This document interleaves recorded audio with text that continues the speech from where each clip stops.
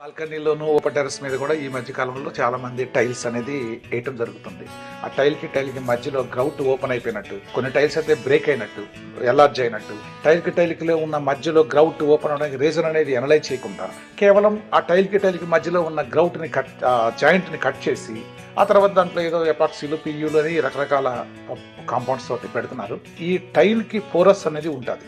అది ముందు మనం ఎనలైజ్ చేసుకోవాలి. మనం వాడిన టైల్ ఏంటి, దాంట్లో ఎంత పర్సంటేజ్ ఎనలైజ్ ఉంది అనేది ఎనలైజ్ చేయకుండా మీరు ఎన్ని రకాల గ్రౌట్ పెట్టినా మరలా మీకు ఆ ప్రాబ్లం పెరుగుతుంది తప్ప తగ్గదు. ఆ టైల్ తీసుకుంటున్న చెమ్మ ఎంత ఎయిర్ అయితే వెళ్తుందో అంత ఎస్కేప్ అవడానికి మన దగ్గర drain out systems, dry whole system, air venting system అది ఇంప్లిమెంట్ చేసుకుంటే తప్ప మీకు ఇంకా వేరేది చేసినా కూడా ఇది ఫెయిల్ అవుతూ.